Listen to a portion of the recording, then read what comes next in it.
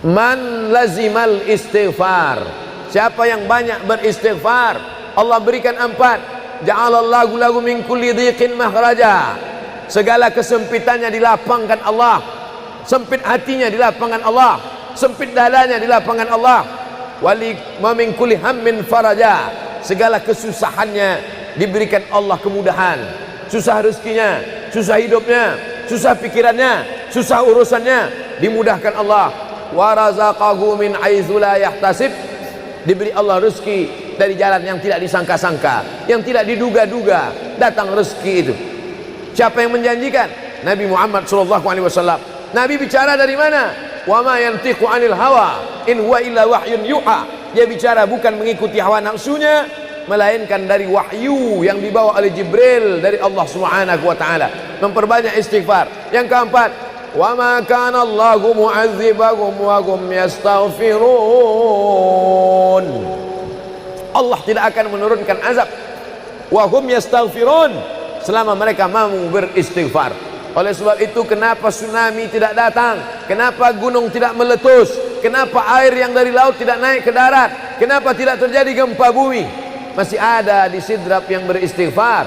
Masih ada orang yang bangun malam salat sunat taubat menjelang subuh. Wabil ashari yastaghfirun, menjelang azan subuh, di waktu sahur dia memperbanyak istighfar.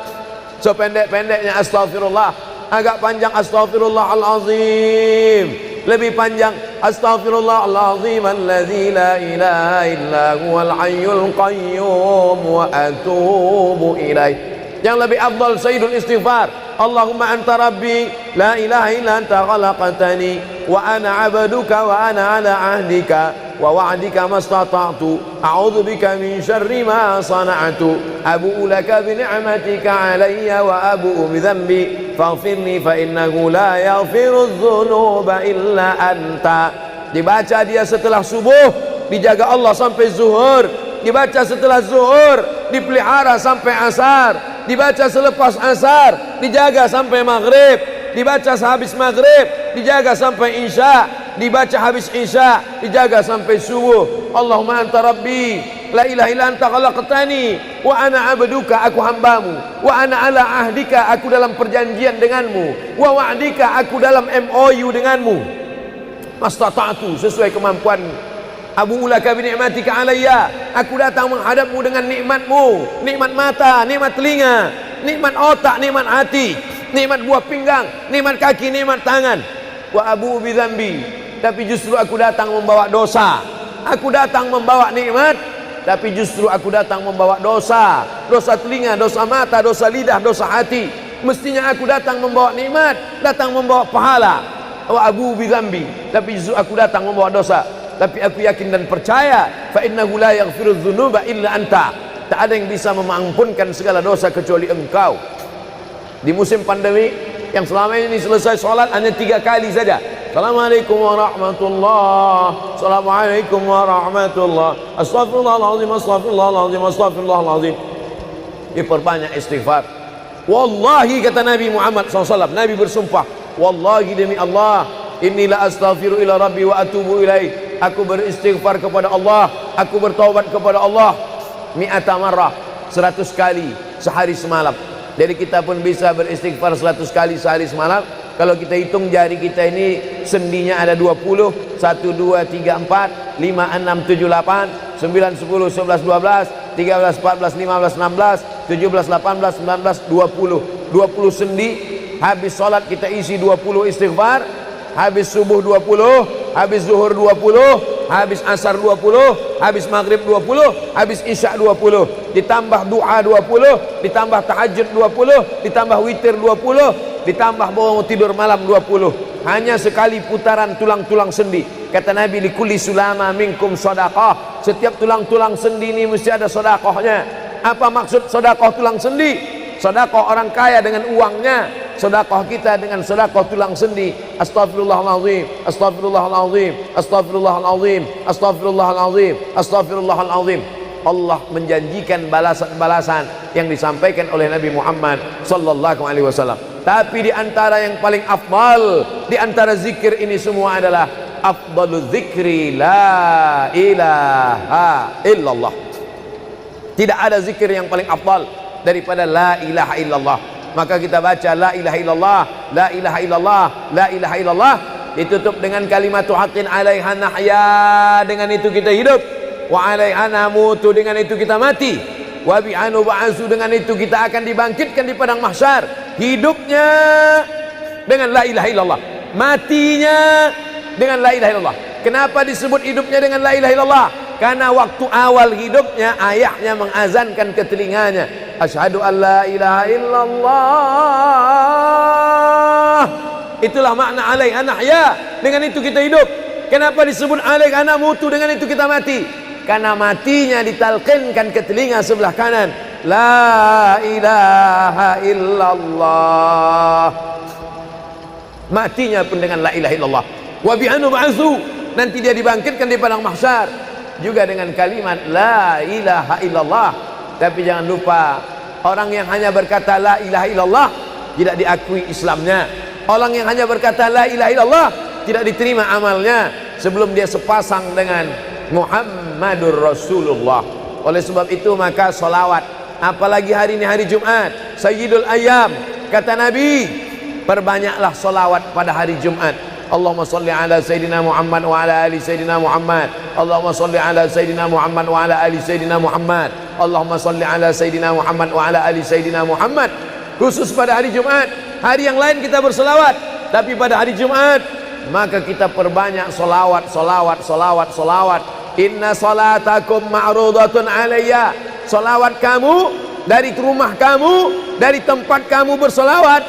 Solawat orang sidrap dibawa ke Masjid Nabawi. Salawat orang sidrap dibawa ke makam Nabi.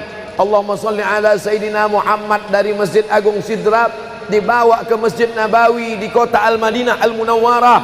Lalu kemudian sahabat bertanya, kaifa salatuna ma'rudatun alaika wa qad arimta? Bagaimana salawat kami dibawa ke makammu padahal engkau sudah mati, meninggal dunia? Bukankah orang yang mati itu tidak hidup? Bukankah orang mati itu dimakan cacing tanah? Apa jawab Nabi? Innallaha harramal arda ajsadal anbiya. Allah mengharamkan tanah memakan jasad para nabi. Jadi sahabat Nabi itu rasional. Sahabat Nabi itu berpikir. Sahabat Nabi itu bukan hanya diam. Sahabat Nabi itu bukan hanya nerima saja. Sahabat Nabi itu bertanya, bagaimana mungkin salawat kami bisa dibawa ke makammu padahal kau sudah mati dimakan cacing tanah? Nabi menjawab, innallaha harramal arda ajsadal anbiya. Allah mengharamkan tanah memakan jasad para nabi. Hari Jumat, pagi Jumat, petang Jumat, malam Jumat, memperbanyak salawat lebih daripada hari biasanya. Allahumma salli ala Sayyidina Muhammad wa ala ali Sayyidina Muhammad. Membaca surat Al-Kahfi. Man qara'a surat Al-Kahfi yaumal jumu'ati. Siapa yang membaca surat Al-Kahfi hari Jumat, pagi Jumat, siang Jumat, sore Jumat, malam Jumat, adha'a lahu min nur. Allah berikan dia cahaya, pencerahan, terang pandangannya, terang matanya, terang pikirannya, terang hatinya. Kalau sudah gelap, kita suntuk. Makanya anak kecil tidak boleh mati lampu. Kalau ada anak kecil malam mati lampu, nafasnya bisa sesak. Kenapa sesak? Sempit dadanya. Itu maknanya kalau Allah kasih kita terang cahaya karena membaca surat Al-Kahfi hari Jumat. Tapi jangan sampai menyuruh orang baca surat Al-Kahfi, ternyata yang ceramah ini belum baca surat Al-Kahfi. Bacalah surat Al-Kahfi. Ustaz sudah baca? Oh, saya ngajak aja. Enggak. Sebelum ceramah saya baca dulu. Malam Jumat, tadi malam. Habis sholat tahajud, duduk, baca surat Yasin, baca surat Al-Kahfi. Supaya waktu menyampaikannya plong. Karena kalau kita hanya menyuruh saja tidak mengamalkannya, terasa di dalam hati. Bacalah surat Al-Kahfi. Pembohong.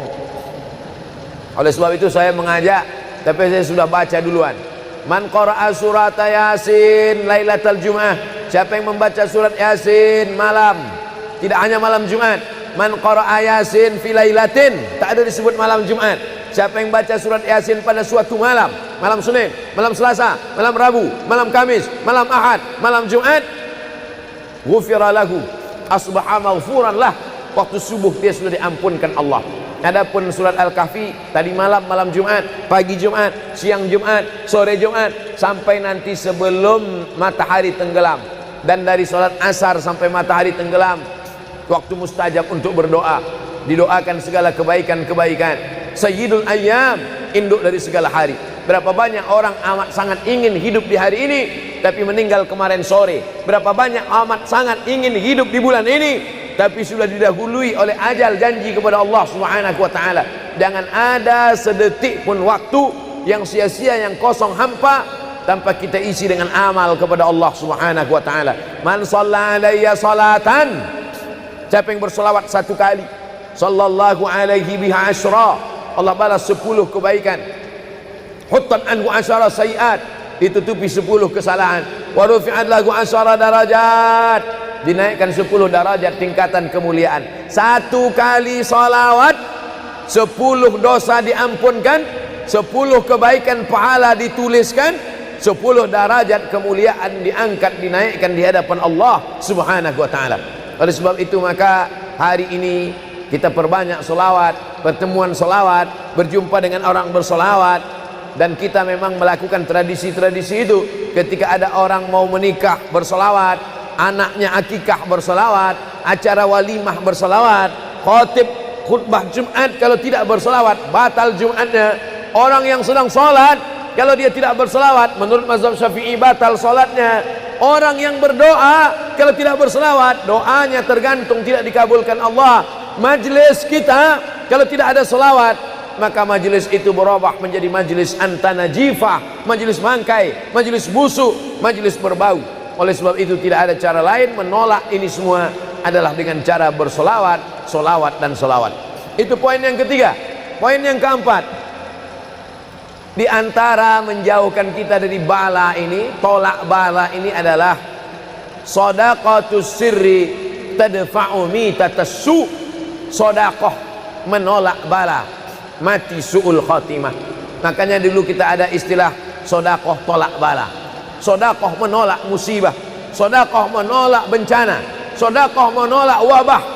Oleh sebab itu maka yang selama ini biasa bersedekah kepada anak yatim, biasanya menyambut Ramadan, jangan lagi tunggu bulan Ramadan, datangi rumah anak yatim, makan mereka, sembako beras mereka, masukkan ke dalam karung 10 kilo, gula sekilo, minyak sekilo, susu saset, ikan sarden, masukkan, berikan.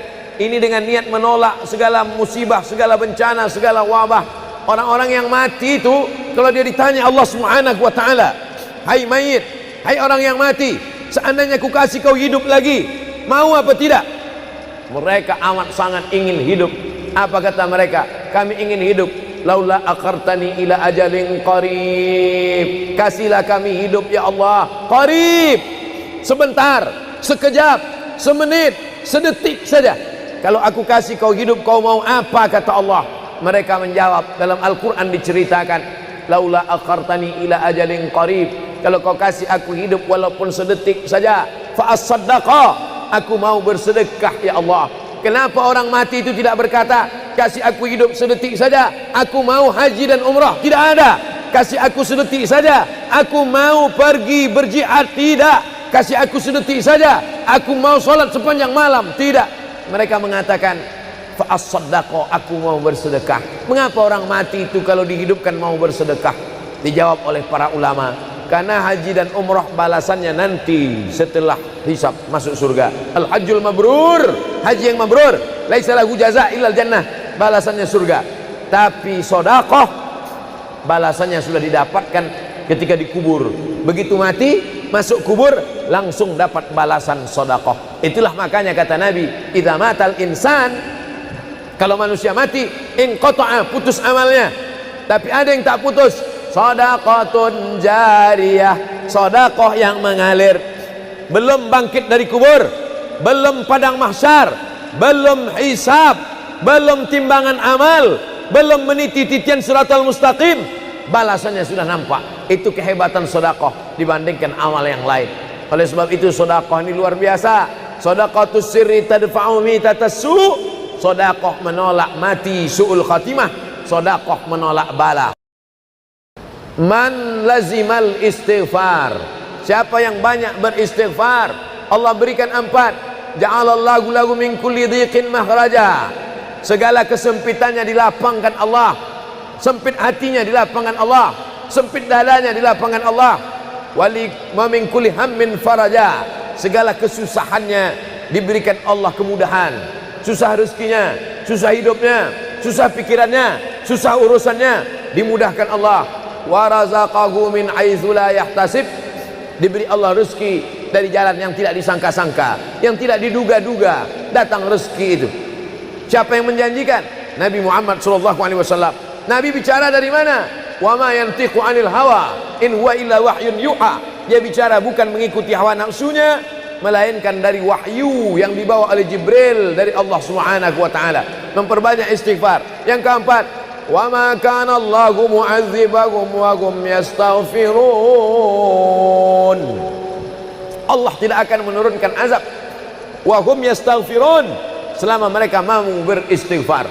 Oleh sebab itu, kenapa tsunami tidak datang, kenapa gunung tidak meletus, kenapa air yang dari laut tidak naik ke darat, kenapa tidak terjadi gempa bumi? Masih ada di Sidrap yang beristighfar, masih ada orang yang bangun malam salat sunat taubat menjelang subuh, wabil ashari yastaghfirun, menjelang azan subuh di waktu sahur dia memperbanyak istighfar.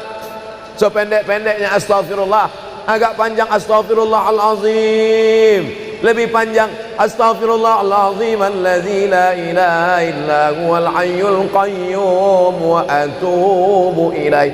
Yang lebih afdal sayyidul istighfar, Allahumma anta rabbi la ilaha illa anta khalaqtani wa ana 'abduka wa ana 'ala 'ahdika wa wa'dika mastata'tu a'udzu bika min syarri ma sana'tu abu'u laka bi ni'matika 'alayya wa abu'u bi dhanbi faghfirli fa innahu la yaghfiru dzunuba illa anta.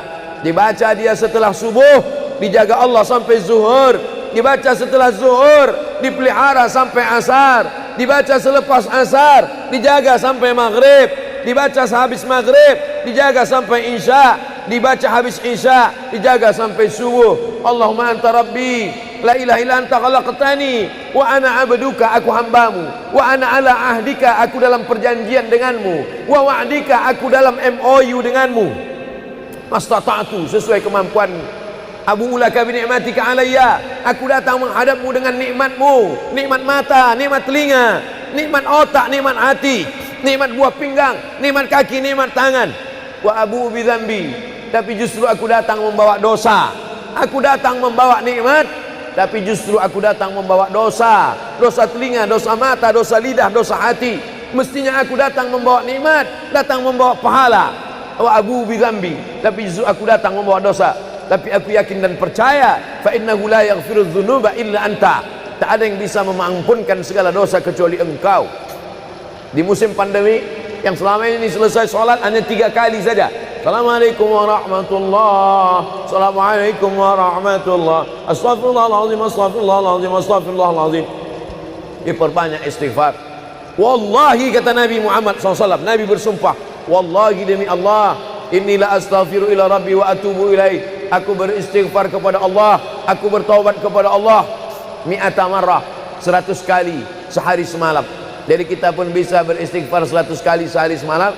Kalau kita hitung jari kita ini sendinya ada 20, 1, 2, 3, 4, 5, 6, 7, 8, 9, 10, 11, 12, 13, 14, 15, 16, 17, 18, 19, 20 sendi. Habis sholat kita isi 20 istighfar, habis subuh 20, habis zuhur 20, habis asar 20, habis maghrib 20, habis isya 20, ditambah doa 20, ditambah tahajud 20, ditambah witir 20, ditambah bangun tidur malam 20.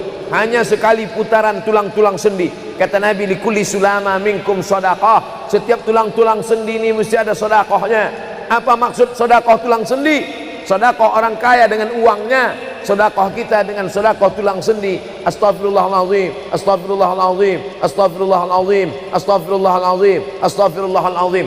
Allah menjanjikan balasan-balasan yang disampaikan oleh Nabi Muhammad sallallahu alaihi wasallam. Tapi di antara yang paling afdal di antara zikir ini semua adalah afdalu dzikri la ilaha illallah. Tidak ada zikir yang paling afdal daripada la ilaha illallah. Maka kita baca la ilaha illallah, la ilaha illallah, la ilaha illallah, ditutup dengan kalimatu haqqin 'alaiha nahya, dengan itu kita hidup, wa 'alaiha namutu, dengan itu kita mati, wa bi'anu ba'su, dengan itu kita akan dibangkitkan di padang mahsyar. Hidupnya dengan la ilaha illallah, matinya dengan la ilaha illallah. Kenapa disebut hidupnya dengan la ilaha illallah? Karena waktu awal hidupnya ayahnya mengazankan ke telinganya, asyhadu an la ilaha illallah. Itulah makna alaiha nahya, dengan itu kita hidup. Kenapa disebut alaiha namutu, dengan itu kita mati? Karena matinya ditalqinkan ke telinga sebelah kanan, la ilaha illallah. Matinya pun dengan la ilaha illallah. Wa bi'anu ba'su, nanti dia dibangkitkan di padang mahsyar juga dengan kalimat la ilaha illallah. Tapi jangan lupa, orang yang hanya berkata la ilaha illallah tidak diakui Islamnya. Orang yang hanya berkata la ilaha illallah tidak diterima amalnya sebelum dia sepasang dengan Muhammadur Rasulullah. Oleh sebab itu maka solawat, apalagi hari ini hari Jumat, Sayyidul Ayyam, kata Nabi, perbanyaklah solawat pada hari Jumat. Allahumma salli ala Sayyidina Muhammad wa ala ali Sayyidina Muhammad. Allahumma salli ala Sayyidina Muhammad wa ala ali Sayyidina Muhammad. Allahumma salli ala Sayyidina Muhammad wa ala ali Sayyidina Muhammad. Khusus pada hari Jumat. Hari yang lain kita berselawat, tapi pada hari Jumat maka kita perbanyak solawat, solawat, solawat, solawat. Inna salatakum ma'rudatun alayya. Solawat kamu dari rumah kamu, dari tempat kamu bersolawat. Solawat orang sidrap dibawa ke Masjid Nabawi. Salawat orang sidrap dibawa ke makam Nabi. Allahumma salli ala Sayyidina Muhammad dari Masjid Agung Sidrap dibawa ke Masjid Nabawi di kota Al-Madinah Al-Munawwarah. Lalu kemudian sahabat bertanya, kaifa salatuna ma'rudatun alaika wa qad arimta? Bagaimana salawat kami dibawa ke makammu padahal engkau sudah mati, meninggal dunia? Bukankah orang yang mati itu tidak hidup? Bukankah orang mati itu dimakan cacing tanah? Apa jawab Nabi? Innallaha harramal arda ajsadal anbiya. Allah mengharamkan tanah memakan jasad para nabi. Jadi sahabat Nabi itu rasional. Sahabat Nabi itu berpikir. Sahabat Nabi itu bukan hanya diam. Sahabat Nabi itu bukan hanya nerima saja. Sahabat Nabi itu bertanya, bagaimana mungkin salawat kami bisa dibawa ke makammu padahal kau sudah mati dimakan cacing tanah? Nabi menjawab, innallaha harramal arda ajsadal anbiya. Allah mengharamkan tanah memakan jasad para nabi. Hari Jumat, pagi Jumat, petang Jumat, malam Jumat, memperbanyak salawat lebih daripada hari biasanya. Allahumma salli ala Sayyidina Muhammad wa ala ali Sayyidina Muhammad. Membaca surat Al-Kahfi. Man qara'a surat Al-Kahfi yaumal jumu'ati. Siapa yang membaca surat Al-Kahfi hari Jumat, pagi Jumat, siang Jumat, sore Jumat, malam Jumat, adha'a lahu min nur. Allah berikan dia cahaya, pencerahan, terang pandangannya, terang matanya, terang pikirannya, terang hatinya. Kalau sudah gelap, kita suntuk. Makanya anak kecil tidak boleh mati lampu. Kalau ada anak kecil malam mati lampu, nafasnya bisa sesak. Kenapa sesak? Sempit dadanya. Itu maknanya kalau Allah kasih kita terang cahaya karena membaca surat Al-Kahfi hari Jumat. Tapi jangan sampai menyuruh orang baca surat Al-Kahfi, ternyata yang ceramah ini belum baca surat Al-Kahfi. Bacalah surat Al-Kahfi. Ustaz sudah baca? Oh, saya ngajak aja. Enggak. Sebelum ceramah saya baca dulu. Malam Jumat, tadi malam. Habis sholat tahajud, duduk, baca surat Yasin, baca surat Al-Kahfi. Supaya waktu menyampaikannya plong. Karena kalau kita hanya menyuruh saja tidak mengamalkannya, terasa di dalam hati. Bacalah surat Al-Kahfi. Pembohong. Oleh sebab itu saya mengajak, tapi saya sudah baca duluan. Man qara'a surat Yasin lailatal Jum'ah. Siapa yang membaca surat Yasin malam, tidak hanya malam Jumat. Man qara'a Yasin fi lailatin, tak ada disebut malam Jumat. Siapa yang baca surat Yasin pada suatu malam, malam Senin, malam Selasa, malam Rabu, malam Kamis, malam Ahad, malam Jumat, ghufira lahu, asbaha maghfuran lah. Waktu subuh dia sudah diampunkan Allah. Adapun surat Al-Kahfi tadi malam, malam Jumat, pagi Jumat, siang Jumat, sore Jumat, sampai nanti sebelum matahari tenggelam. Dan dari salat asar sampai matahari tenggelam, waktu mustajab untuk berdoa, didoakan segala kebaikan-kebaikan. Sayyidul Ayyam, induk dari segala hari. Berapa banyak orang amat sangat ingin hidup di hari ini, tapi meninggal kemarin sore. Berapa banyak amat sangat ingin hidup di bulan ini, tapi sudah didahului oleh ajal, janji kepada Allah Subhanahu wa taala. Jangan ada sedetik pun waktu yang sia-sia, yang kosong hampa, tanpa kita isi dengan amal kepada Allah Subhanahu wa taala. Man shalla alayya salatan, siapa yang bersolawat satu kali, sallallahu alaihi biha asyra, Allah balas 10 kebaikan. Huttan anhu asyara sayiat, ditutupi 10 kesalahan. Wa rufi'at lahu asyara darajat, dinaikkan 10 darajat tingkatan kemuliaan. Satu kali salawat 10 dosa diampunkan, 10 kebaikan pahala dituliskan, 10 derajat kemuliaan diangkat, dinaikkan di hadapan Allah Subhanahu wa taala. Oleh sebab itu maka hari ini kita perbanyak solawat, pertemuan solawat, berjumpa dengan orang bersolawat. Dan kita memang melakukan tradisi-tradisi itu. Ketika ada orang mau menikah bersolawat, anaknya akikah bersolawat, acara walimah bersolawat, khotib khutbah Jumat kalau tidak bersolawat batal Jumatnya. Orang yang sedang sholat kalau dia tidak bersolawat, menurut mazhab Syafi'i batal sholatnya. Orang yang berdoa kalau tidak bersolawat, doanya tergantung tidak dikabulkan Allah. Majlis kita kalau tidak ada solawat, maka majlis itu berubah menjadi majlis antanajifah, majlis mangkai, majlis busuk, majlis berbau.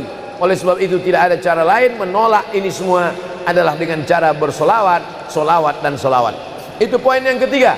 Poin yang keempat, di antara menjauhkan kita dari bala ini, tolak bala ini adalah shadaqatus sirri tadfa'u mitatas su'. Sodakoh menolak bala, mati su'ul khotimah. Makanya dulu kita ada istilah sodakoh tolak bala, sodakoh menolak musibah, sodakoh menolak bencana, sodakoh menolak wabah. Oleh sebab itu maka yang selama ini biasa bersedekah kepada anak yatim, biasanya menyambut Ramadan, jangan lagi tunggu bulan Ramadan, datangi rumah anak yatim, makan mereka, sembako beras mereka, masukkan ke dalam karung 10 kilo, gula sekilo, minyak sekilo, susu saset, ikan sarden, masukkan, berikan. Ini dengan niat menolak segala musibah, segala bencana, segala wabah. Orang-orang yang mati itu kalau dia ditanya Allah Subhanahu wa taala, hai mayit, hai orang yang mati, seandainya ku kasih kau hidup lagi, mau apa tidak? Mereka amat sangat ingin hidup. Apa kata mereka? Kami ingin hidup. Laula akhartani ila ajalin qarib, kasihlah kami hidup ya Allah qarib, sebentar, sekejap, semenit, sedetik saja. Kalau aku kasih kau hidup, kau mau apa? Kata Allah. Mereka menjawab, dalam Al-Quran diceritakan, laula akhartani ila ajalin qarib, kalau kau kasih aku hidup walaupun sedetik saja, fa as-saddaqa, aku mau bersedekah ya Allah. Kenapa orang mati itu tidak berkata, kasih aku hidup sedetik saja, aku mau haji dan umrah? Tidak ada.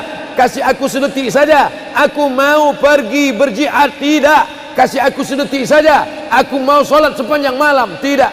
Mereka mengatakan, fa'as-saddaqa, aku mau bersedekah. Mengapa orang mati itu kalau dihidupkan mau bersedekah? Dijawab oleh para ulama, karena haji dan umrah balasannya nanti setelah hisab masuk surga. Al-hajjul mabrur, haji yang mabrur, laisa lahu jaza illal jannah, balasannya surga. Tapi sedekah balasannya sudah didapatkan ketika dikubur. Begitu mati masuk kubur langsung dapat balasan sedekah. Itulah makanya kata Nabi, idza matal insan, kalau manusia mati, inqata'a, putus amalnya. Tapi ada yang tak putus, shadaqatun jariyah, sedekah yang mengalir. Belum bangkit dari kubur, belum padang mahsyar, belum hisab, belum timbangan amal, belum meniti titian siratal mustaqim, balasannya sudah nampak. Itu kehebatan sedekah dibandingkan amal yang lain. Oleh sebab itu sedekah ini luar biasa. Shadaqatus sirri tadfa'u mitatas su', sedekah menolak mati su'ul khatimah, sedekah menolak bala. Alhamdulillah, Allahumma salli ala Sayyidina Muhammad wa ala ali Sayyidina Muhammad. Kullu amrin zibalin, semua amal yang baik, walam yubda' bihamdillah, kalau tidak diawali dengan alhamdulillah, pujian kepada Allah, fahuwa aqta', maka amal itu putus. Makna putus, putus sampai di dunia saja, tak boleh dibawa sebagai bekal menghadap Allah. Maka kita ingin amal kita malam ini tidak putus, maka kita awali dengan alhamdulillahi rabbil alamin. Setiap majelis kalau tidak disebut namanya, maka majelis itu antanajifah, majelis yang busuk, majelis bau, majelis bangkai. Maka kita sebut namanya, Allahumma salli ala Sayyidina Muhammad wa ala ali Sayyidina Muhammad. Laisa minna, bukan golongan kami, kata Nabi SAW. Man lam yarham saghirana, sesiapa yang tidak sayang kepada budak anak kecil, walam ya'rif syarafa kabirina, tidak hormat kepada orang tua, maka dia tidak diperakui sebagai umat Nabi Muhammad SAW.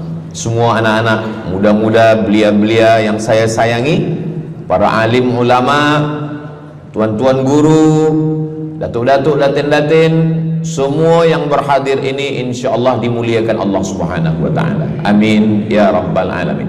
Tajuk kita malam ini 8 keutamaan orang yang bersedekah menurut Al-Qur'an dan sunnah Nabi Muhammad sallallahu alaihi wasallam.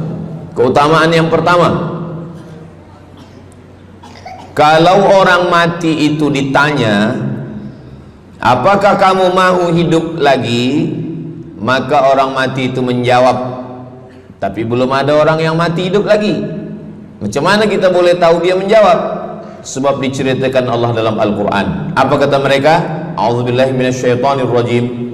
Laula akhartani ila ajalin qarib, kalaulah kami yang sudah mati ini diberi masa lagi, ajal masa, qarib pendek, sikit, kejap.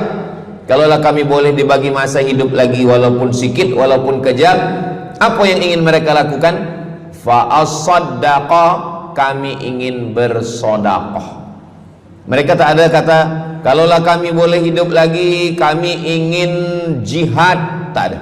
Kalau boleh hidup lagi, kami ingin pergi haji, tak ada. Mereka katakan, fa as-saddaqa, kami ingin bersodaqah. Kenapa sodaqah? Kenapa bukan perang? Maka ulama membagi jawaban. Karena kalau haji itu balasannya nanti di surga. Wal hajjul mabrur laisa lahu jazaa'un illal jannah. Haji mabrur balasannya surga nanti selepas hari kiamat. Tapi kalau sedekah, balasan pahalanya diperolehi ketika di alam kubur. Itulah kenapa orang-orang yang mati itu ingin kalau hidup lagi, fa as-sadaqah, mereka ingin bersedekah. Sedekah, hampir semua kata-kata dalam bahasa Arab itu asalnya 3 huruf. Sadaqah. Sadaqah artinya benar. Sadaqallahul azim, maha benar Allah. Sadaqah artinya benar. Kalau memang benar betul iman kita, mana buktinya? Buktinya adalah dengan bersedekah. Itulah kenapa sedekah itu disebut dengan sedekah, tanda iman itu benar. Karena untuk menggerakkan lidah bercakap sangat mudah. Apa kata pepatah orang Melayu? Lidah tak bertulang, mudah saja menggerakkan. Asyhadu an la ilaha illallah wa asyhadu anna Muhammadar Rasulullah. Kalau memang benar betul cakap, mana buktinya? Buktinya adalah sedekah. Lelaki mengatakan saya cinta kepada kamu, senang saja nak mengatakan cinta, tapi apa bukti, proof, mana memang betul cinta? Maka dia mesti bagikan sedekah. Kalau yang tadi itu sedekah, kalau ini namanya sadaq. Sadaq artinya mahar. Mahar pernikahan lelaki dengan perempuan, aku nikahkan engkau dengan anak saya dengan memberikan cincin emas dan gelang rantai tunai. Itulah dia sadaq, tanda bukti cinta dia kepada seorang perempuan. Sadaqah, benar. As-sidqu, sidik, benar. As-siddiq, orang yang benar. Maka disebut dia dengan Abu Bakar Siddiq, karena dia benar memberikan emas sebesar batu waktu dibawa pergi hijrah bersama Nabi Muhammad SAW. Maka dia disebut dengan Siddiq karena dia benar imannya dengan memberikan sedekah. Tapi ada makna siddiq yang lain. Ketika yang lain mendustakan Nabi, tak percaya kepada Isra Mi'raj, dialah orang yang percaya, maka disebut dia dengan Siddiq. Siddiq dari kata sadaq, benar, karena iman dia yang benar. Mana bukti, proof bahwa iman dia benar? Dia bersedekah, membagikan emasnya sebesar batu.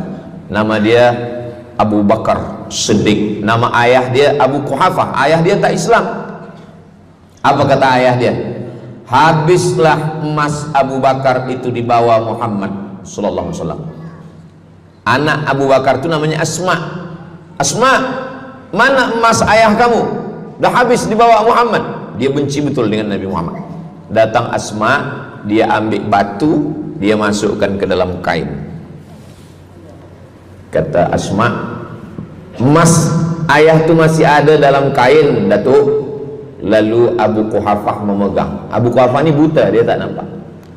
Oh ya, masih ada lagi. Rupanya emas itu sudah dibawa hijrah bersama Rasulullah sallallahu alaihi wasallam. Makanya kata Nabi, "Lau anfaqa ahadukum mithla Uhudin zahaban." Seandainya ada di antara kamu yang boleh berwakaf emas walaupun sebesar Bukit Uhud. Bukit Uhud itu panjangnya 7 km.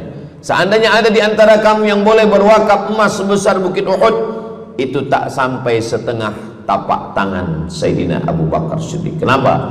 Sebab kalau sekarang ada orang bersedekah banyak, memanglah sekarang sudah aman. Tapi masa itu masa susah, masa payah, Abu Bakar Siddiq menunjukkan bukti keimanannya. Ini keutamaan yang pertama menurut Al-Quran. Kenapa orang bersedekah? Karena orang-orang mati, kalau dia boleh bagi tambah umur hidup lagi, mereka berkata, fa'as-saddaqa, kami ingin bersedekah. Itu yang pertama. Yang kedua, sampai berapa nih? Sampai 8. Tadi saya dibagi tahu Ustadz sampai 8. Atau tak pun sampai 8, kalau dah habis 60 menit habis. Yang kedua, idzas sama'un fatarat, langit terbelah. Wa idzal kawakibun tasarat, planet bertembung, berjatuhan. Wa idzal biharu fujirat, lautan diletupkan, tsunami namanya. Wa idzal qubur bu'athirat, semua yang dikubur dibangkitkan. Selepas itu kita pun bangkit dari kubur. Innama amruhu idza arada syai'an ayyaqula lahu kun fayakun. Bila kita bangkit, tak ada atap, tak ada dinding, tak ada pokok kayu, semua gunung-gunung macam bulu kambing dihembus angin. Wa takunul jibalu kal ihnil manfush, macam bulu kambing dihembus angin. Di mana kita bernaung? Di mana kita berlindung? Kata Nabi sallallahu alaihi wasallam. Ini yang kedua. Kullu mri'in tahta zilli sadaqatihi, orang akan bernaung di bawah sedekah. Bukan bernaung di bawah haji, bukan bernaung di bawah sembahyang, bukan bernaung di bawah puasa, tapi tempat bernaung atap adalah sedekah. Tapi jangan sebab kita kaji sedekah malam ni, esok subuh tak sembahyang. Awak tak sembahyang, kita bernaung di bawah sedekah. Betul, memang bernaung di bawah sedekah, tapi tiangnya sembahyang. As-salatu imaduddin, sembahyang, salat itu adalah tiang daripada agama. Maka tempat kita berlindung, tempat kita bernaung nanti adalah sedekah. Ada yang tenggelam kerana peluh saking panasnya, ada yang tenggelam kerana peluh sampai ke lutut, ada sampai ke pinggang, ada sampai ke leher, ada yang tenggelam habis. Tapi ada orang yang merasa sejuk, selesa. Kenapa? Kullu mri'in tahta zilli sadaqatihi, orang akan bernaung di bawah sedekah. Orang-orang yang membina masjid, macam mana mahalnya masjid, jutaan ringgit, maka ketika dia mati menghadap Allah Subhanahu wa taala, semua kepanasan, semua terik matahari sejengkal dari ubun-ubun kepala, tapi ada orang yang tahta zilli sadaqatihi, dia akan bernaung di bawah sedekah. Mudah-mudahan panjang umur, Allah bagi kita rezeki supaya kita boleh bernaung di bawah sedekah kita nanti insyaallah. Kita masa siang 12 jam, malam 12 jam, tapi di akhirat nanti 50 alfasanah, 50.000 tahun, belum tentu lagi diputuskan di pengadilan Allah Subhanahu wa taala. Datang orang menghadap Nabi Adam, wahai Adam, kami sudah kepanasan, kami tak tahan di padang mahsyar ini. Kata Nabi Adam, saya malu menghadap Allah. Dulu kata Allah, la taqraba hadhihi syajarah, jangan dekati pokok kuldi, fatakuna minaz zalimin, nanti engkau jadi orang zalim. Fa azallahuma syaitan, tapi digoda syaitan. Lalu kemudian Nabi Adam bertaubat. Doa yang paling tua doa Nabi Adam, Rabbana zalamna anfusana wa illam taghfir lana wa tarhamna lanakunanna minal khasirin. Datang mereka menghadap kepada Nabi Nuh. Cepatlah Nabi Nuh menghadap kepada Allah supaya diputuskan mahkamah ini. Kata Nabi Nuh, saya malu menghadap Allah. Anak saya Kan'an, masa saya panggil, ya bunayya, wahai anak saya Kan'an, irkam ma'ana, ayo mari naik ke atas perahu sampan ayah. Apa kata Kan'an? Sa'awi ila jabali ya'simuni minal ma, saya naik sampan, saya naik ke atas bukit, saya akan selamat. Rupa-rupanya hujan 40 hari 40 malam, tenggelam. Kita belum lagi 40 hari 40 malam, baru 2 hari buaya dah naik ke jalan. Macam mana 40 hari 40 malam? Maka saat itu, saat anaknya Kan'an akan tenggelam, apa kata Nabi Nuh? Ya Rabbi, ya Allah, inna bni min ahli, itu anakku ya Allah.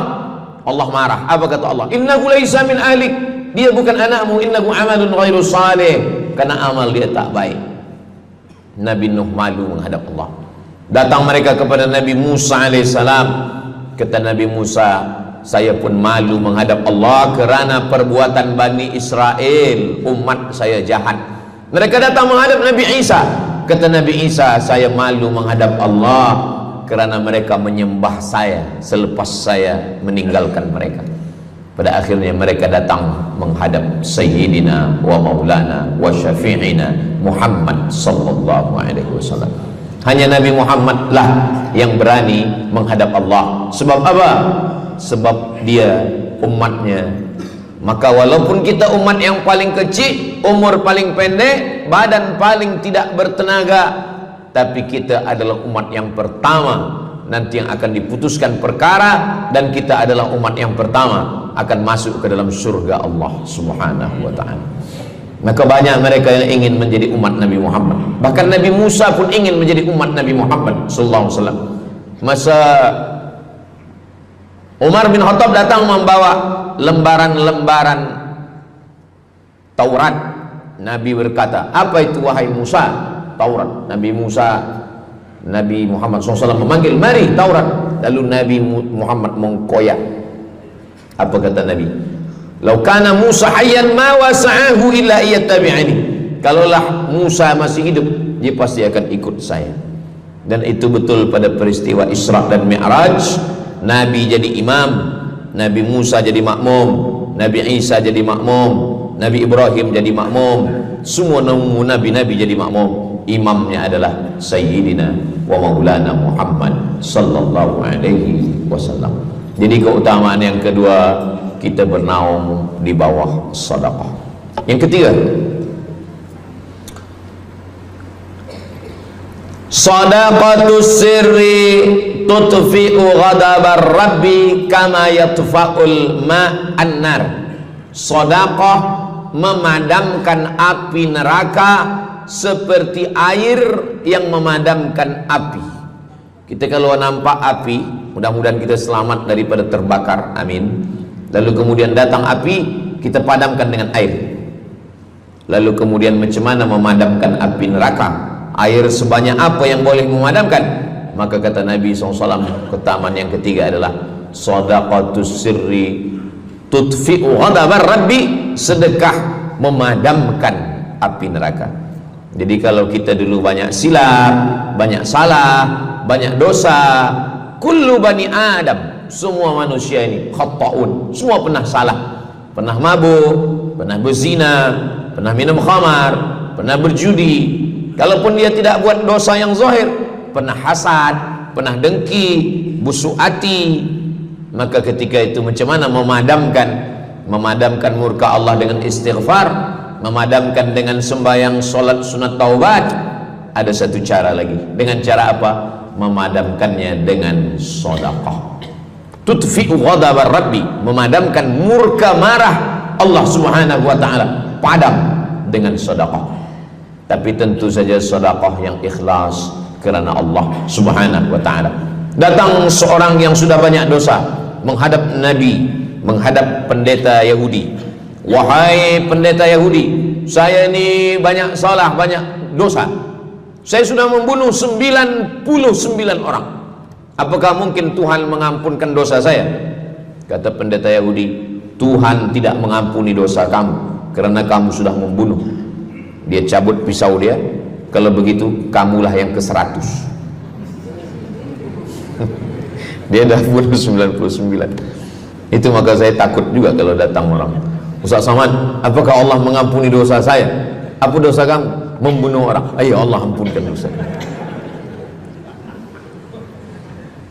Faqtulu anfusakum, bunuhlah diri kamu. Surat Al-Baqarah. Bunuhlah diri kamu. Fataba alaikum, Allah menerima taubat kamu dengan membunuh diri. Sebab Bani Israel minta ampun kepada Allah bukan dengan istighfar, minta ampun kepada Allah bukan dengan sembahyang taubat. Bani Israel kalau dia minta ampun kepada Allah dulu zaman Nabi Musa, dia ambil pedang, dia ambil parang panjang, dia cari orang yang sama-sama berdosa. Saya ada dosa, saya cari tuan-tuan yang ada dosa. Tuan ada dosa? Ada. Kita nak bertaubat? Ya, ayo kita. Nanti kita sama-sama cincang. Nanti tuan cincang saya cincang tuan. Kita sama-sama mati, baru Allah ampunkan dosa. Faqtulu anfusakum, bunuhlah diri kamu. Fataba alaikum, Allah menerima taubat kamu. Tapi syariat Nabi Muhammad sallallahu alaihi wasallam, ma min muslimin yuznibu dzamban, kalau ada yang silap khilaf salah, summa yatatahhar, mandi taubat. Apalagi kita di Bandar Seri Begawan, bila tadi pesawat terbang nak landing turun, nampak cantik laut keliling. Jadi siapa nak mandi taubat, pergi ke laut. Kalau sampai ke tengah laut, bukan cuma dosa hilang, orangnya hilang sekali. Aku mandi taubat, saya mandi taubat. Selepas mandi taubat, tak boleh mandi taubat, wudu. Tak boleh wudu, tayamum. Selepas itu sembahyang sunat taubat, usolli sunnatat taubat raka'ataini lillahi ta'ala. Dosanya perlu sebut, jangan sebut. Ada seorang lelaki, maaf, nafsu dia tinggi. Lalu di jalan dia nampak perempuan. Selepas itu maaf, dia cium.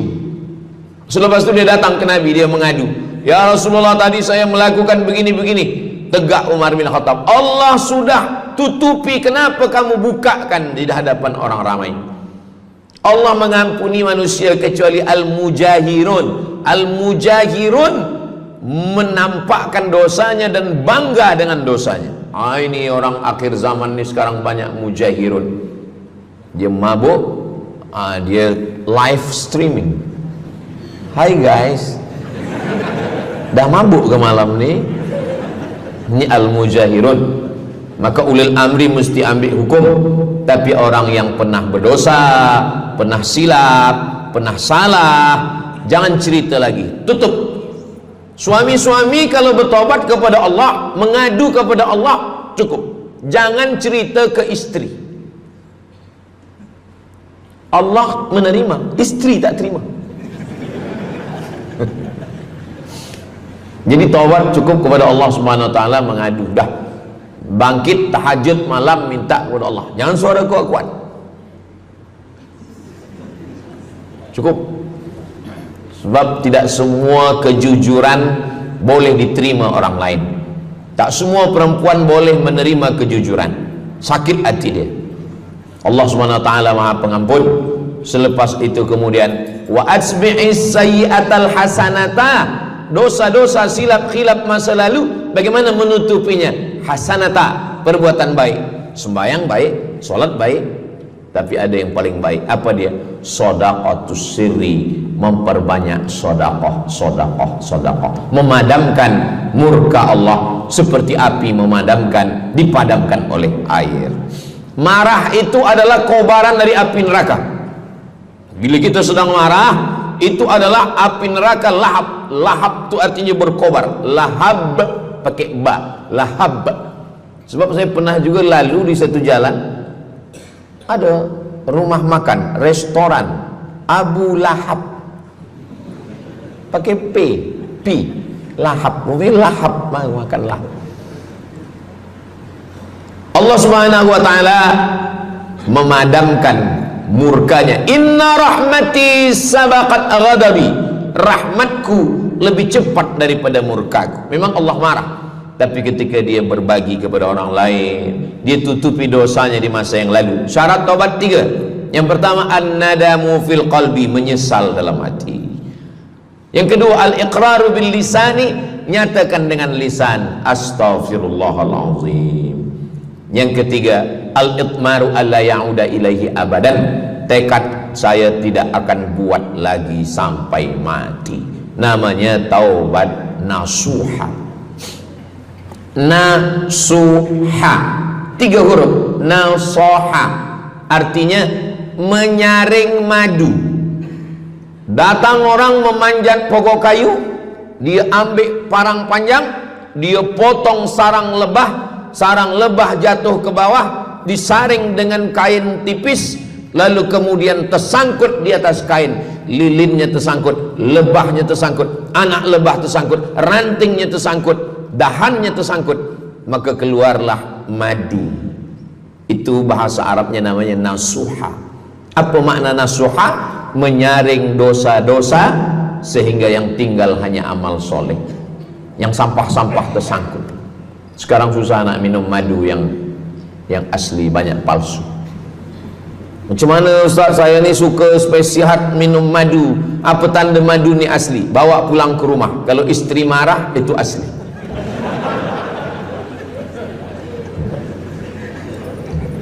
Yang keempat, ini jangan diingat, lupakan. Yang keempat, apa itu keutamaan sedekah? Kata Nabi sallallahu alaihi wasallam, as-sadaqatu, sedekah itu tadfa'u mitatassu, menolak mati su'ul khatimah. Tak ada guna amal elok baik kalau mati dalam keadaan su'ul khatimah. Kita selalu berdoa, Allahumma khtim lana bihusnil khatimah. Maka cara untuk menolak mati su'ul khatimah ini adalah dengan cara sedekah. Banyak orang mati husnul khatimah, bukan ulama, meninggal di dalam Masjidil Haram sedang pakai ihram, selepas tawaf di belakang makam Ibrahim ketika sedang sujud terakhir. Itulah mati yang paling indah. Dalam wudhu sedang sembahyang, di sujud terakhir dalam tanah haram, dalam Masjidil Haram, di belakang makam Ibrahim. Meninggal, dibawa jenazah balik. Orang datang bertanya kepada ibunya, dia masih pemuda belia, apakah dia ulama? Dia bukan ulama. Kenapa dia mulia betul? Apakah dia pernah perang ke Palestina? Tidak. 2-3 hari selepas itu datang satu perempuan membawa budak kecil. Kamu siapa? Kami adalah orang yang tiap bulan dapat kiriman beras, minyak dan makanan dari pemuda ini. Saya maaf, seorang janda, ini anak-anak saya, dan dia selalu bagikan uang dia untuk makan kan. Jadi nanti kalau ada orang meninggal, tiba-tiba selepas itu datang janda membawa anak, itu tanda husnul khatimah. Sebab dia belum nikah, dia masih lajang. Allah menunjukkan bahwa kalau engkau berbuat sedekah, maka Allah Subhanahu wa taala memberikan keutamaan husnul khatimah. Bukan setakat diselamatkan dari su'ul khatimah, tapi mendapatkan husnul khatimah.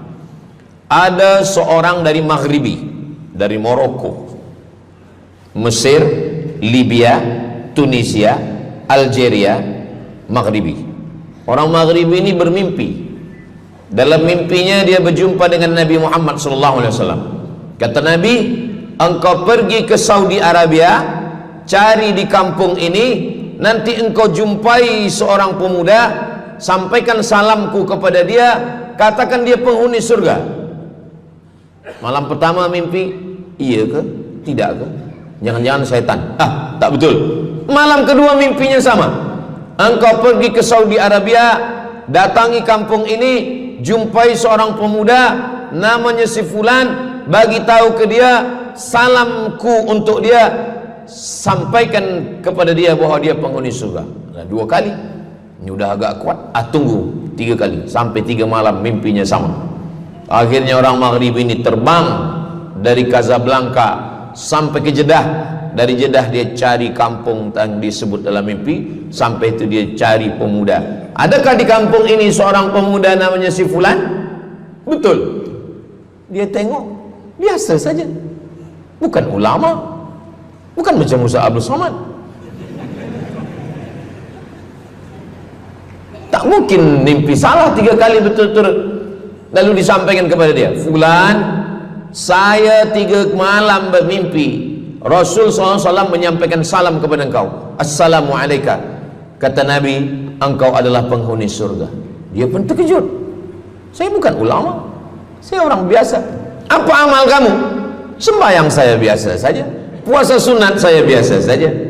Hanya saja saya tak pernah menyimpan hasad dendam, dan saya selalu membagikan uang kepada fakir miskin, anak yatim dan du'afa.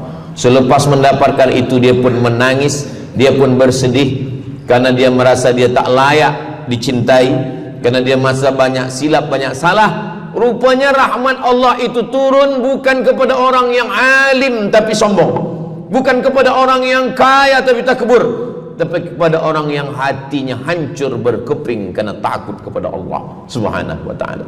Selepas itu dia pun meninggal dalam keadaan husnul khatimah setelah mendapatkan janji dari Rasulullah sallallahu alaihi wasallam. Apa maknanya? Bahwa kalau kita tak boleh sembahyang sampai tegak lutut bengkak, kalau kita tak tergolong orang yang rajin puasa sunat berhari-hari, kalau kita bukan orang yang kuat berjihad fisabilillah, maka carilah satu pintu. Pintu itu bernama babus sedekah. Karena banyak yang sudah melaluinya dan mereka dimuliakan Allah, diselamatkan daripada su'ul khatimah. Yang ke berapa? Kelima. Saya sebetulnya ingat, saya nak cuba aja. Kalau jamaah masih ingat, itu maknanya mereka masih konsen lagi, masih sedar. Kalau dah terserah Ustaz lah nama berapa, kami pun dah nak balik ke dalam.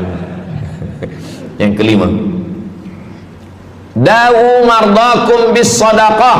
Yang kelima, dawu mardakum bis sadaqah. Obati orang yang sakit di antara kamu dengan sedekah. Datang seorang lelaki yang lututnya bernanah menemui Imam Abdurrahman ibnu Mahdi. Wahai Imam Abdurrahman bin Mahdi, lutut saya ni bernanah tak sihat-sihat. Kata Imam Abdurrahman bin Mahdi, saya ingat satu hadis Rasulullah, dawu mardakum bis sadaqah. Cuba engkau cari kampung yang di kampung itu tak ada air, kamu buat perigi. Perigi, di kampung saya namanya perigi. Lalu dia pun pergi ke kampung yang tak ada air, dia galikan perigi. Selepas itu sehari, 2 hari, 3 hari, sepekan, sebulan, lutut dia sihat kering. Dia datang lagi kepada Imam Abdurrahman ibnu Mahdi. Alhamdulillah Imam Abdurrahman ibnu Mahdi, lutut saya sudah sihat. Apa hubungan lutut dengan sedekah? Rupanya setiap orang yang mengambil air untuk minum, untuk berwudu, untuk mandi, untuk memasak, selepas itu mereka berdoa, ya Allah, berikanlah kebaikan kepada orang yang sudah membagikan air ini. Ad-du'a silahul mu'min, doa senjatanya orang beriman. Kisah ini ada dalam kitab Sa'ah wa Sa'ah, Ajaib wa Taraif. Semua ada saatnya. Beberapa kisah-kisah yang ajaib diceritakan oleh Syekh Abu Amr Al-Misri dalam judul buku Sa'ah wa Sa'ah Gharaib wa Taraib.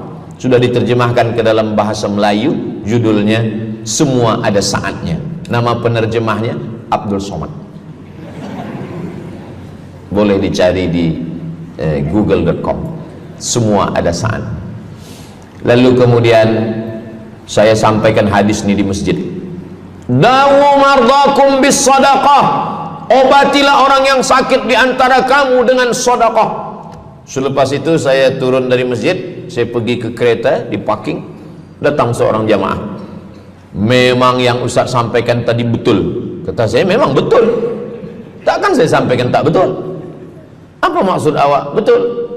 Istri saya kena sakit kista sebesar duit di dalam, maaf, rahim dia. Kata doktor, ini mesti diambil, kalau tidak dia makin besar makin besar. Tapi kalau diambil, dicabut, operate, nanti akan, maaf cakap, tercabut rahim sekali. Dan kalau rahim tercabut, maka nanti tidak boleh mengandung. Mendengar itu istrinya menangis, suaminya tersenyum.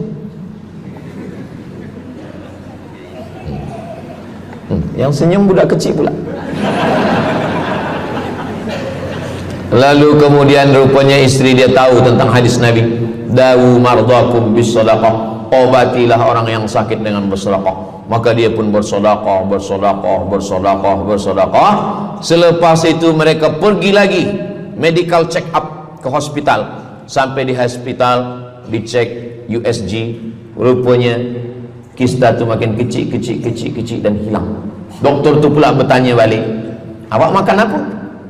Saya makan nasi, kata dia. Minum apa? Minum teh tarik.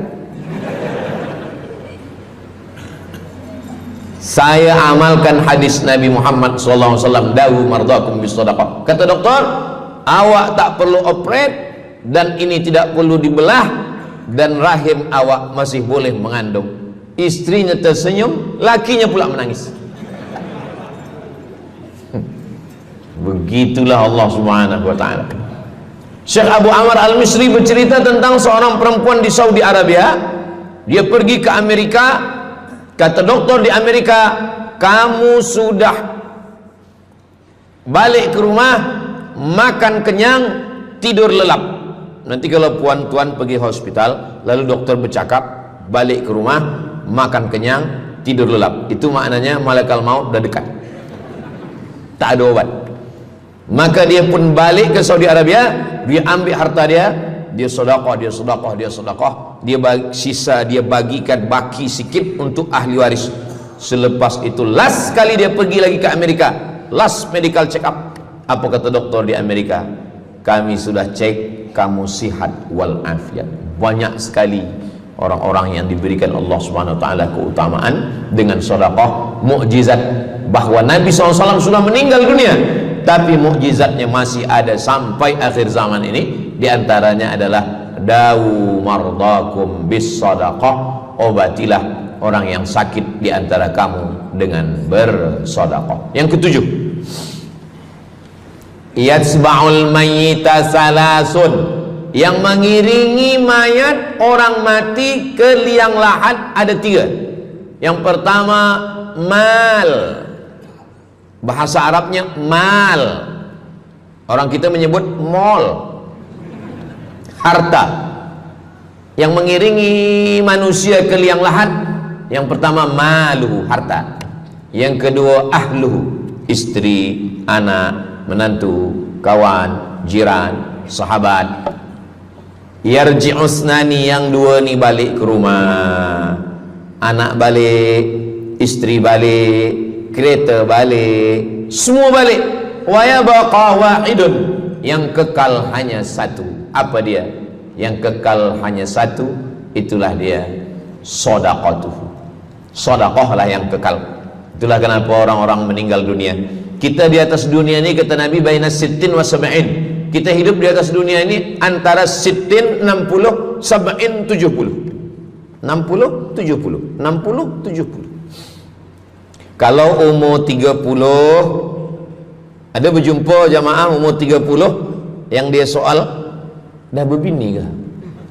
Nabi ni belum. Oh. Awak dah menikah? Belum. Apa belum nikah lagi? Kejap lagi Ramadan. Takkan jaga subuh? Macam mana nak sembahyang? Macam mana nak sahur? 30. Bila 40, soalan sudah berubah. Saya ni diabetes, saya ni kolesterol, saya ni. Bila masuk 50, dah mula tanya, saya ni rabun, tak nampak lagi. Bini pun kadang tak nampak. Bini orang nampak. Bila 60, mendengar tazkirah Ustaz Somad, kunci satu, jangan tersinggung. Ada beberapa jamaah tersinggung, balik meninggal. Bukan kerana tersinggung, memang ajal dah sampai. Jadi Ustaz umur berapa? Saya lahir 18 hari bulan Mei 1977. Umur rasa 27. Umur ini bukan masalah angka, tapi masalah rasa. Semua yang hadir uban, semua yang hadir banyak uban, semua yang hadir malam ini muda. Mana muda lagi Ustaz? Kami dah tua. Ini bukan orang tua, ini orang tua yang terjebak di tubuh pemuda. Ini semua pemuda-pemuda. Siapapun yang sembahyang ke masjid, siapapun yang berjamaah, maka dia muda. Siapapun yang tidur di rumah tak sembahyang, dia sudah tua. Lautan kan kuseberangi, gunung kan kudaki, masjid kulalui. Ini orang tua semua. Jadi tua dan muda itu bukan masalah usia, bukan masalah umur, tapi masalah perasaan kita. Saya kalau ditanya orang, umur Ustaz berapa? Qamariyah apa Syamsiah? Muharram Safar apa Januari Februari? Jadi masalah umur ini insyaallah kita semua dibagi Allah kesihatan. Amin ya rabbal alamin. Yang sakit-sakit diangkat Allah penyakitnya. Amin. Jadi kata Nabi sallallahu alaihi wasallam, semuanya tinggal, wa yabqa wahidun, yang tinggal hanya satu, wa amaluhu, di antara amal adalah sedekah. Itu yang ketujuh. Nabi meninggal umur 63 tahun. Abu Bakar Siddiq 63 tahun. Imam Syafi'i lahir 150, meninggal 204. Imam Syafi'i lahir di Gaza, Palestina. Semoga Allah menolong saudara kita di Palestina. Imam Syafi'i lahir di Palestina, di Gaza 150 Hijrah.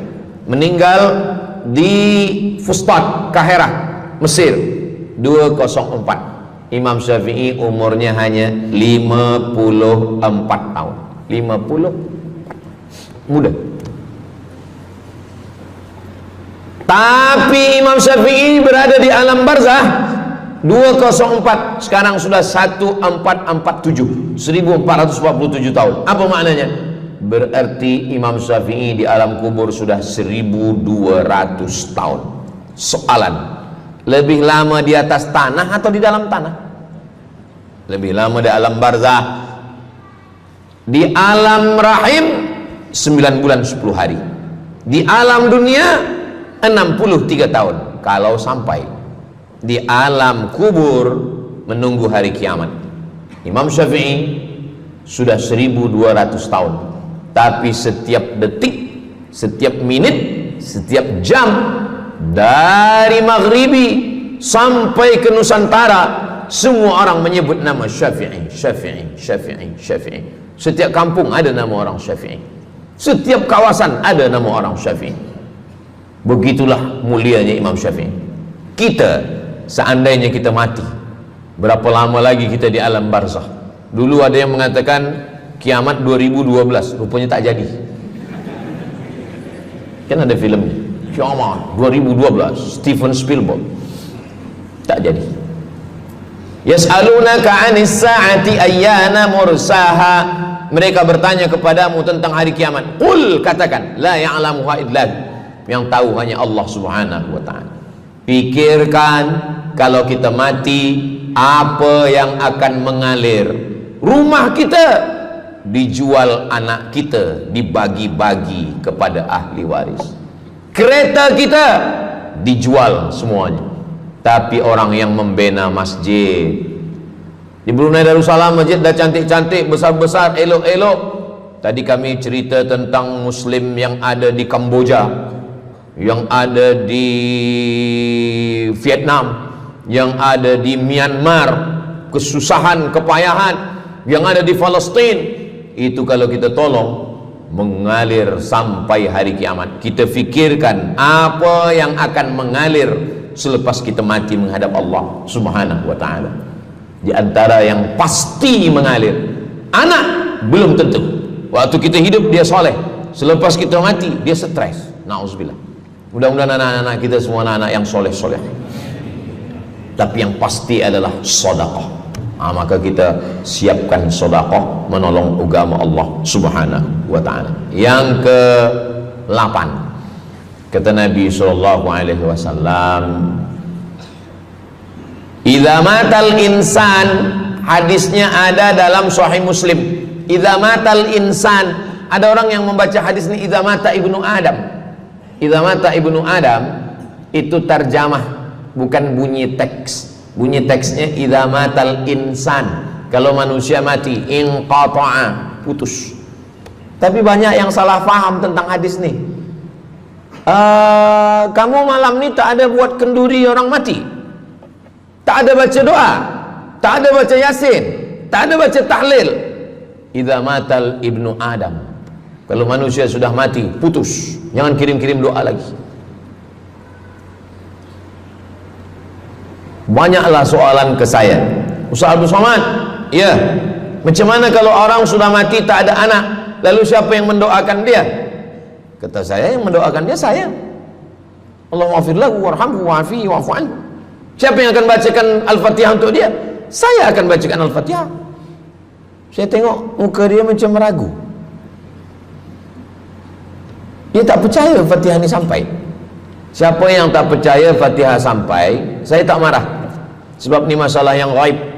Siapa yang tak percaya Yasin itu sampai, siapa yang tak percaya Fatihah itu sampai, saya tak marah. Bagi saja nama semua lengkap dengan bin. Nanti bila mati saya kirim. Bila tak sampai, cepat-cepat bagi tahu. Idza matal insan, kalau manusia mati, inqata'a amaluhu, yang putus tu amal dia, amal yang mati itu. Misal ini ada orang mati, namanya Abdul Somad. Ketika saya sebut nama lain tersinggung pula. Ada orang mati namanya Abdul Somad. Idza matal insan, kalau Abdul Somad ni mati, inqata'a amaluhu, maka yang putus tu amal dia. Amal Abdul Somad ni yang putus. Amal orang Brunei untuk Abdul Somad putus atau tak putus? Tidak putus. Datang berita, mereka tengok di Instagram Abdul Somad, Ustadz Abdul Somad Official. Bagi yang belum follow, cepat follow. Dapat berita Ustadz Somad sudah meninggal. Orang Bandar Seri Begawan, semua orang Brunei mengirimkan Al-Fatihah, mereka sholat gaib. Sampai apa tak sampai? Sampai. Jadi mana yang putus itu apa maknanya? Amal dia putus, amal orang mati ini putus. Amal orang hidup kepada yang mati tak putus. Saya bilang sekali lagi, yang putus itu amal orang mati. Amal orang mati putus. Apa maksud amal orang mati putus? Kepada muslimin muslimat, sila datang ke masjid yang akan membagi tazkirah almarhum Abdul Somad. Itu mana putus, mana boleh tazkirah lagi. Orang mati itu amalnya putus, tapi amal orang hidup untuk orang mati tidak putus. Kalau memang putus, kenapa ada amalnya yang tak putus? Ada amal dia yang tak putus. Ini Abdul Somad mati dia, amal dia semuanya putus, tapi ada amal dia yang tak putus. Pertama, shadaqatun jariyah. Sedekah itu kan amal dia, tak putus. Sedekah dia bina masjid dia, sedekah dia tahfiz Quran. Budak-budak tahfiz Quran itu menghafal Quran, jadi tuan guru, punya murid, punya pondok, maka tak putus. Amal dia tapi tak putus. Yang kedua, ilmun yuntafa'u bih, mengajar dia, diamalkan orang, tak putus. Waladun solihun, anak soleh. Anak soleh itu maksudnya, anak soleh itu kan amal dia. Nah, itu yang banyak orang yang tak paham. Macam mana amal soleh, macam mana amal soleh itu amal kita? Macam mana anak soleh itu amal kita? Kalau istri, mohon maaf, kalau istri awak cuma awak tengok saja, apakah mungkin dia hamil? Nah, itu dah payah betul dah menjelaskan. Maknanya anak kita itu amal kita. Maka kalau kita mati, dia tetap mengalir. Bukan berarti doa orang lain tak sampai. Ini banyak orang salah faham. Selepas orang meninggal, tak usah baca doa lagi, tak usah Allah maafir lahu lagi, tak usah baca Yasin lagi, tak sampai. Maksud putus itu amal orang mati itu putus. Kalaulah putus amal orang hidup kepada orang mati, tak ada salat jenazah. Nanti kalau ada orang mengatakan tak usah baca doa, kita udah putus semua, nanti bila dia mati jangan sembayangkan. Sebab sembayang jenazah itu kan amal orang hidup untuk orang mati. Allahu Akbar, Allahumma alhamd, Allahu Akbar, Al-Fatihah, Allahu Akbar, salawat, Allahu Akbar, Allahumma maghfir lahu warhamhu wa'afihi wa'fu anhu, Allahu Akbar, Allahumma la tahrimna ajrahu wa la taftina ba'dahu wa waghfir lana wa lahu wa li ikhwanina alladhina sabaquna bil iman wa la taj'al fi qulubina ghillan lil ladzina amanu rabbana innaka ra'ufur rahim. Empat itu sampai, Al-Fatihah sampai, doa sampai, Al-Fatihah sampai, solawat sampai, doa takbir 3 sampai, doa takbir 4 pun sampai. Itu maknanya amal orang hidup sampai, tapi amal orang mati putus. Apakah orang mati itu tetap beramal? Orang mati tetap beramal, tapi katanya putus. Yang putus itu amal wajib. Sholat wajib, tak wajib lagi. Puasa wajib, tak wajib lagi. Adapun amal yang tak wajib, makanya kalau ada suami yang tak mau amal wajib, suruhlah dia mati. Mana dalil ustadz bahwa orang mati tetap beramal? Waktu Nabi Muhammad SAW Isra Mi'raj, Nabi Isra Mi'raj, Nabi tengok Nabi Musa sholat di dalam kuburnya, padahal Nabi Musa sudah meninggal. Itu menunjukkan orang meninggal pun beribadah, tapi ibadah dia tidak wajib lagi. Waktu sampai di Masjidil Aqsa, Nabi Ibrahim sholat, Nabi Musa sholat, Nabi-Nabi sholat, padahal mereka sudah meninggal dunia. Itu menunjukkan bahwa orang mati beribadah, tapi ibadahnya tidak wajib. Yang kita wajib ini hanya dari akil baligh sampai kita mati. Siapa yang wajib sembahyang? Akil baligh. Siapa yang wajib puasa? Akil baligh. Siapa yang wajib haji? Akil baligh mampu. Ada orang akil, ada orang baligh tapi tak akil. Umur 15 tahun, 20 tahun, 30 tahun, baligh, umurnya sampai, tapi tak akil, tak ada akal. Rufi'al qalam, kertas, pena. Pena dia terangkat, tak mencatat. Ada 3 orang yang penanya tak mencatat. Yang pertama, anis sobi hatta yahtalim, budak kecil sampai dia mimpi akil balik. Yang kedua, anin naim hatta yastayqiz, orang tidur sampai dia terjaga. Yang pertama, budak kecil sampai akil balik. Maka kalau nak nakal waktu kecil itulah. Menyesal saya Ustaz, waktu kecil dulu baik-baik. Yang kedua, anin naim hatta yastayqiz, orang tidur sampai dia jaga tidur. Makanya kalau nak buat dosa waktu tidur.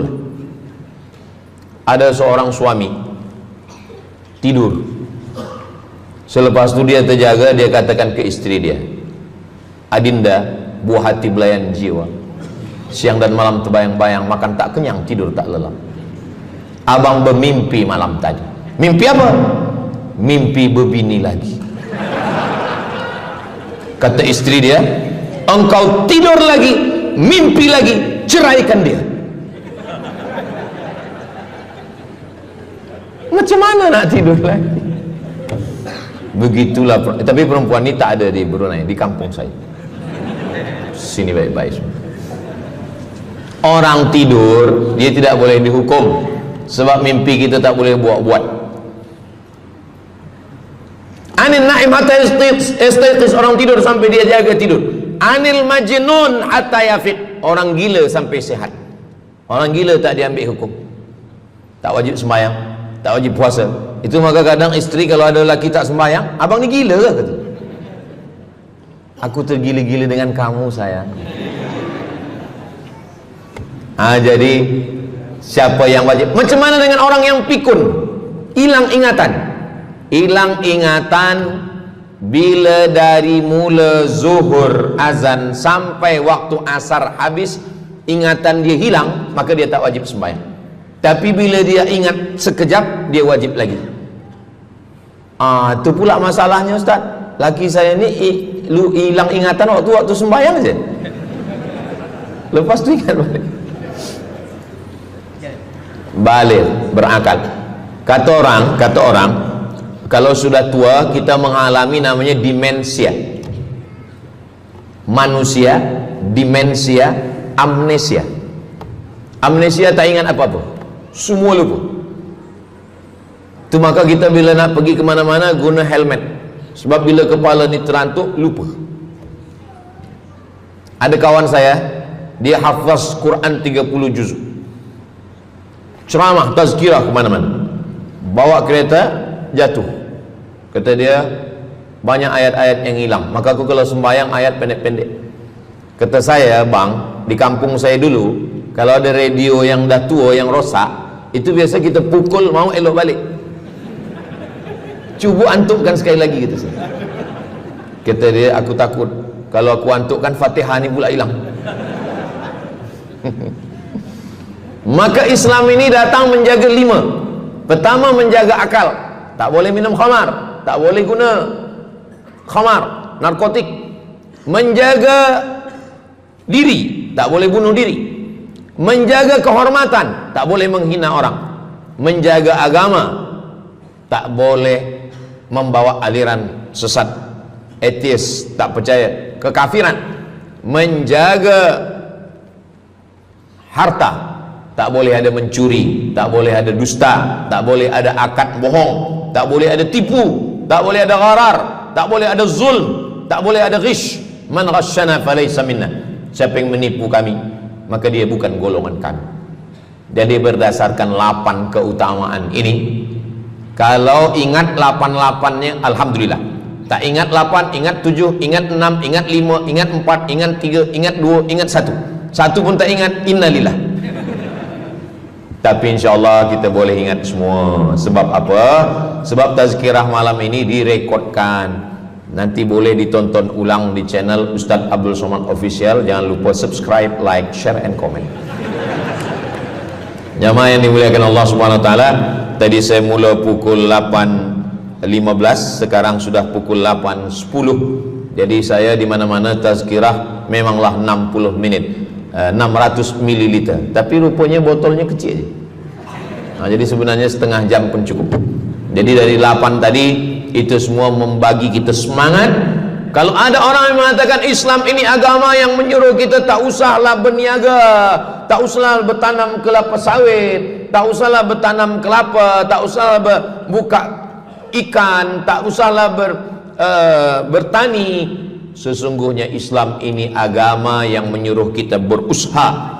Masuk masjid, Allahumma aftah li abwaaba rahmatik. Keluar masjid, Allahumma inni as'aluka min fadlik. Kenapa keluar masjid minta rezeki? Sebab peniaga, pedagang, bisnismen dapat duit. Duitnya bukan untuk dunia, duitnya untuk akhirat. Jadi kalau ada orang mengatakan kereta tak dibawa mati, siapa kata kereta tak dibawa mati? Kereta boleh dibawa mati. Kereta yang macam mana? Kereta wakaf. Ada kereta 10, wakafkan untuk tahfiz Quran. Masa mak saya meninggal, berpesan dia, nanti kalau aku mati, tolong kuburkan aku di samping makam ayahku. Dari tempat saya, rumah saya ke kampung mak saya jauh, 10 jam naik kereta. Hospital tak nak bagi kereta ambulan. Maka selepas itu saya azam dalam diri saya, nanti kalau ada duit, kita buatkan kereta wakaf ambulan. Siapapun saja yang sakit meninggal, free, Alhamdulillah kami ada yayasan tabung wakaf umat namanya, 2 kereta ambulans sekarang. Siapapun yang sakit free. Naik kereta ni free, syaratnya 2, sakit mati. Alhamdulillah, sesiapa saja datang boleh. Jadi saya rasa sakit hati, dalam hati saya itu saya mesti azamkan, tekadkan ini. Begitu juga dengan tahfiz, guru-guru, cikgu-cikgu, pelajar-pelajar, buatkan kereta. Begitu juga dengan rumah. Apa kata orang? Untuk apa bina rumah elok-elok, rumah besar? Rumah tak dibawa mati. Rumah boleh dibawa mati. Rumah yang mana? Rumah tahfiz Quran. Assalamualaikum. Waalaikumsalam. Ustaz Abdul Somad, betul, saya ada rumah Ustaz, 9 bilik, 2 aras, parking lapang. Rumah siapa? Tak tahu. Ini rumah siapa Tuan? Tuan Haji. Rumah saya. Tuan Haji di mana sekarang? Saya di Surabaya, Ustaz Abdul Somad. Rupanya dia dulu kerja kilang minyak di Riau, Sumatera. Lepas pencen dia balik ke Jawa. Jadi rumah ni saya nak wakafkan. Wakafkan sekarang kami buat rumah tahfiz Quran. Pagi, petang, siang, malam orang hafaz Quran. Ini rumah boleh. Jadi kalau ada orang mengatakan tak usahlah cari harta banyak-banyak, harta tak dibawa mati. Harta dibawa mati dengan syarat diwakafkan, diinfakkan, disedekahkan. Yang paling tinggi zakat wajib. Di bawah zakat wakaf. Wakaf mesti ada 4. Orang yang berwakaf, orang yang menerima wakaf, harta yang diwakafkan, ada ijab dan qabul. Di bawah wakaf infak. Di bawah infak baru sedekah. Kenapa infak lebih tinggi daripada sedekah? Sebab infak adalah harta, sedangkan sedekah tak harta pun sedekah. Senyum itu sedekah. Makanya yang kalau ada box di depan masjid, box di tepi jalan, itu yang tepat ditulis box infak, jangan box sedekah. Sebab kalau box sedekah nanti orang senyum aja. Tabassumika fi wajhi akhika sedekah. Senyummu ke wajah saudaramu adalah sedekah. Tolong untuk dibaca Ustaz.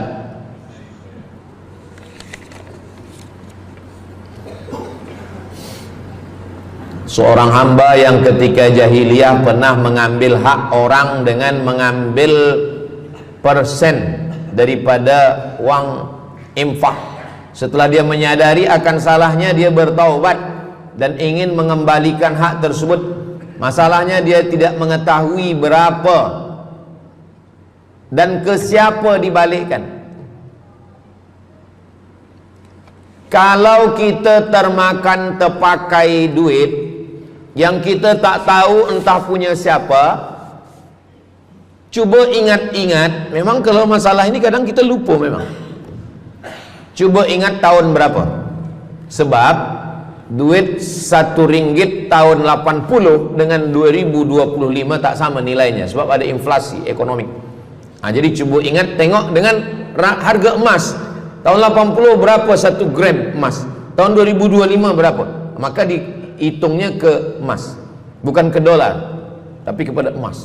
Nah, selepas kita dapat harga emas, lalu kita balikkan. Misalkan tahun 80 100 ringgit itu 3 gram. Maka yang sekarang kita tidak balikkan 100 ringgit, tapi kita balikkan sekarang 2025 dengan 3 gram emas. Berapa harga 3 gram emas? Lepas itu kita balikkan. Kalau kita tak tahu orangnya di mana, anak cucunya, ahli warisnya tak tahu, maka kita serahkan kepada masalih ammah. Masalih ammah artinya kepentingan umum. Pendidikan tahfiz Quran, sekolah, tempat anak yatim, tempat duafa fakir miskin, ke masjid boleh. Tapi kalau kita bawa duit haram, duit tak jelas, kita serahkan saja. Datang, tuan guru bagi dah. Jangan sebut pula tuan guru ni ada beberapa duit haram saya nak bagi ni. Serahkan saja. Begitu juga dengan orang yang menyimpan uang di bank yang bukan Islamic bank. Syukran, jazakumullah khair. Lalu kemudian dia duduk di negeri yang tak Islam, lalu kemudian dia letakkan di bank yang tak Islamik. Maka duit ini ada ada fawaid, ada bunganya. Riba haram. Kalau dia simpan di rumah dia takut hilang. Duit ini tak boleh dia makan, tak boleh dia belikan ke pakaian, tak boleh dia bagikan ke orang lain, maka dia serahkan kepada masalih ammah. Begitu kata Syekh Yusuf Al-Qardawi dalam kitab judulnya Fatawa Mu'asirah, fatwa-fatwa kontemporer, fatwa modern. Jadi masalih ammah, kepentingan umum, bukan untuk diri sendiri. Orang terhalang doanya sebab 3. Mat'amuhu haram, makanannya haram. Masrabuhu haram, minumannya haram. Malbasuhu haram, pakaiannya haram. Wadhiya bil haram, dibagi makan haram. Jadi kalau kita selamatkan, insyaallah Allah pun menyelamatkan kita semua. Mudah-mudahan Allah bagi kita, anak cucu kita rezeki supaya kita